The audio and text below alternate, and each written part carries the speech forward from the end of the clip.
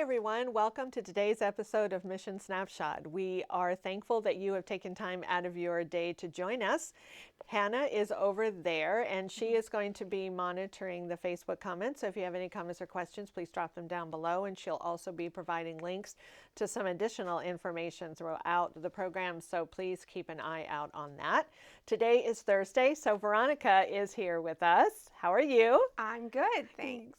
We missed you last week. I know, you just skipped over me for gym. I know.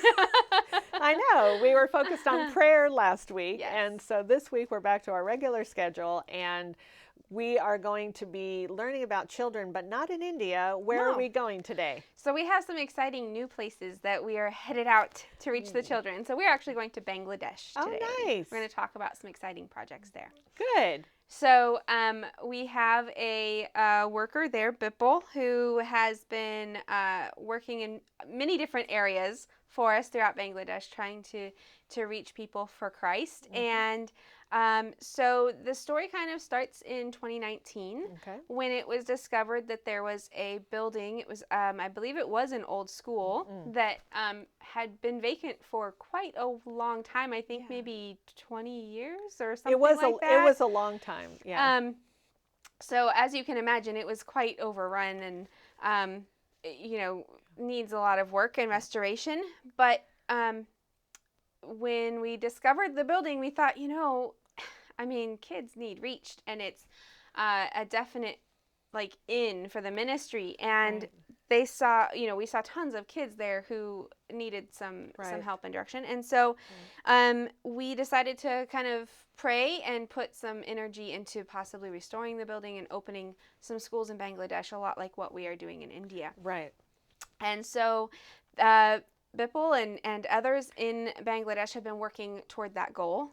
And as of December of last year, they had the funds to buy some material to start working on the building. So they do actually have the bricks and the sand and what they need to start building. And they also were able to purchase some tin to set up a temporary school. So along with working to refurbish this one, instead of waiting the long, because they don't know exactly how long it'll take to finish that project, but they already have, they have over 80 kids that, are ready and willing, and they want to be in this school. And so they're like, we don't want to make them wait, and even though there's COVID and all of this other stuff happening, they got permission from the government to meet between 1 and 5 p.m.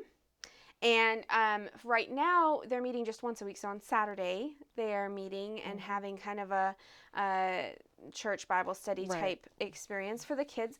But they are hoping that by the 1st of February, just next month, that they will be able to start a regular school program for these children. So it's amazing how much work they were able to do, because if you leave a building for any length of time, it starts to crumble. We've seen that in India, and I would imagine it's the same in Bangladesh.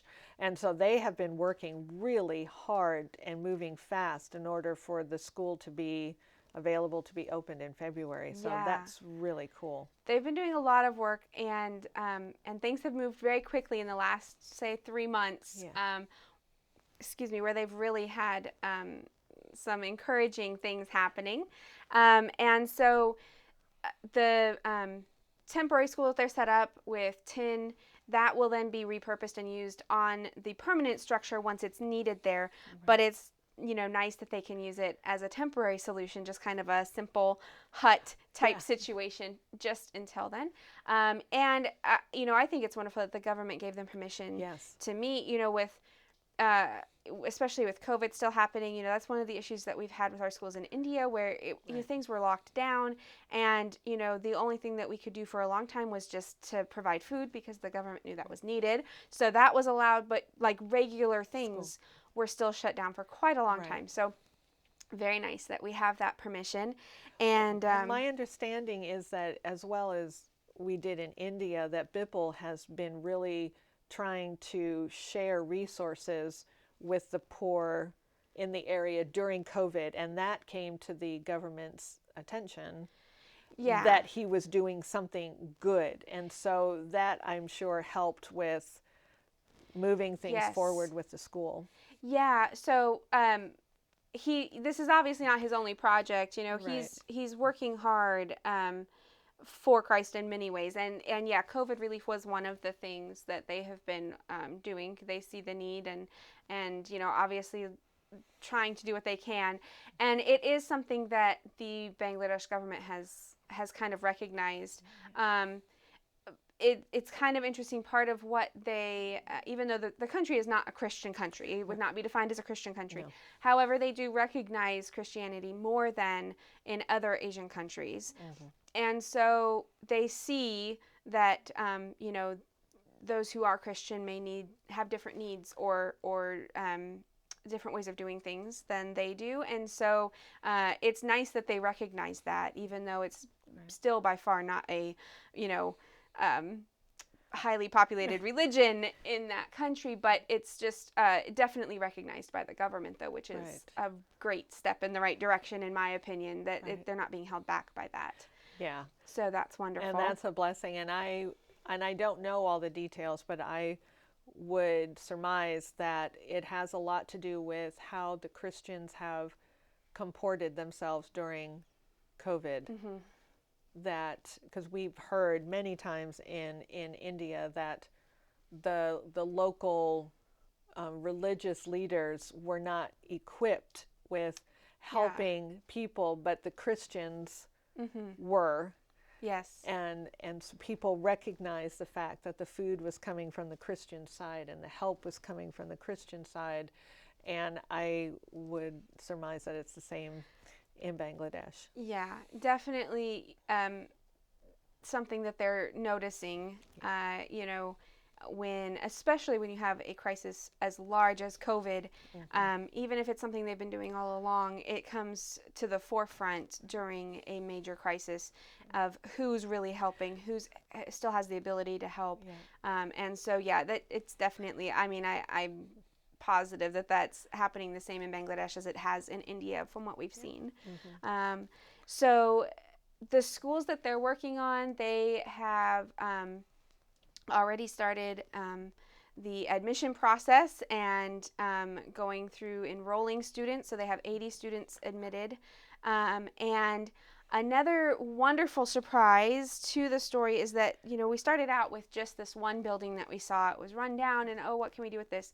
Well, while that was happening, there was a smaller tribal village about 5 kilometers away, and they, in that village, there was one woman who was Christian. And over the course of her life, unfortunately, all of her family has passed away. Her husband has passed away, and she has no other family there, and she's the only Christian in this village. And she does her best to keep the Sabbath and to do what she should as a Christian as far as studying the Bible and learning more about Christ. And she knows that it's her job to reach out to others in the village, but she really didn't know how. She wasn't sure like what to do other than just living her life a little bit different, and so they can see something is different in her. But she wasn't, you know, she's not a trained Bible worker. She didn't know what to do. How can she reach them? And so she prayed a lot about that. And in praying and studying, you know, she just kind of heard God say, okay, I need you to help me. And she's like, okay, but how? And so the Bible workers in the area actually came to the village one day, and she was so excited to meet with other Christians. And she says, I need to help Jesus, but I don't know how. What can we do? And so with the help of the Bible workers, she said, I actually have quite a bit of property. I want to give my property to Jesus' work. I want to give my property for his work. And so they are actually setting up, or have set up, a second school in this village for the kids as a way of reaching the village for Jesus. Wow. And it's just amazing to hear. So we started off with this one project. Before it's even off the ground, we have two. Another project, right. And I was thinking while you were describing that the Bible workers in Bangladesh are relatively new. Like, we brought them on, I think, during 2020, during COVID. Right. And we put out the message for people to support Bangladesh Bible workers. Yes. So for those of you who have donated, you are part of this story. Absolutely, yes. For the Bible workers in finding this lady, and God brought them together, and now there'll be another school there. So that's really exciting that this is all happening really quickly, actually. Yes. Yeah. Not much time. Not much time at all. I mean, it's really just been probably a year of actual work. I'm not 100% sure when in 2019 we discovered the school, but Right. I mean, from seeing something to then actually getting a Right. project together, the time that we've actually been working on that, I mean, just over a year. Yeah. And to have it double in just over a year by now having 2 schools and not just one, I Right. mean, it's just amazing. And so they have, I was reading my notes here, and they have actually started the tribal school as well. Oh, good. So they do have both schools running at least at partial capacity as far as how long during the day that they're running and how many Right. days. And so it's just amazing. They've hired, so they have 4 teachers. They have 1 for the tribal school, and then 2 teachers and an administrator for the main school that we're renovating. And so, yeah, it's just, it's an amazing story, and I can't wait to hear the exciting news that we're going to hear from these schools, because just knowing what's happening at the other evening Right. schools in India, I just know that these kids' lives are going to change, their parents' lives are going to change. It's just amazing, and I can't wait to hear how God works through them. Right, but that's not all Bipple is doing. That is not all Bipple is doing. So we talked about the COVID relief and the schools. So also, Bangladesh, people may not think of it, but it actually gets quite cold there during winter. Yeah. You know, a lot of times we think of Asia and we're like, oh, it's always hot, but it's not. No. Some areas are not always hot. And so it gets rather cold, and it is a very poor country. There's a lot of people who just can't afford anything extra. And so part of what we do and help Bipple do is actually distribute blankets to keep them warm. And so I think this year we were able to help with about 400 blankets that they've distributed. And it's just been a blessing. And then along with that, I actually saw something today about the distribution, and part of what they're doing is handing out the blankets, but then sitting around a fire and having like a Bible study with them as they're being warm. You know, they're bringing warmth physically, but also spiritually, and warming the body inside. That's and amazing. So I think that that's just wonderful, because it opens that door for them after handing a blanket, be like, hey, you want to sit with us at our fire and we can read. And so, amazing. you know, doing more that's just great. Well, thank you for bringing these stories. It's really exciting to hear about the new work that's beginning and doubling before it's really gotten going. So we're so appreciative, and we're appreciative of Bipple, who is just on fire for God and looking for any way that he can to start work. So if you are interested in learning more about Bangladesh, Hannah's going to drop some links down below, so be sure to check those out. And if you're interested in learning about any of our other projects, we invite you to go to jesusforasia.org, and there you will see our more than 60 projects that are there, and I'm sure that some of them will really resonate with your heart. And as you're checking out the website, we invite you to pray, because we know that prayer really works. We have had testimonies from the evening school children and the Bible workers, and so we invite you to pray. And if you would like to partner financially as well, that would be great, but please do pray as you go through the website. If you're watching this on YouTube, I invite you to subscribe to our channel. If you're watching this on Facebook, I invite you to like our page.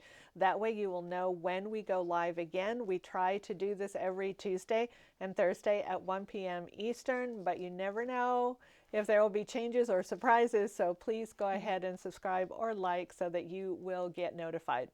Well, thank you for being back, and thank you for sharing these stories about Bangladesh. You're welcome. My pleasure. And thank you for joining us. This has been your Mission Snapshot.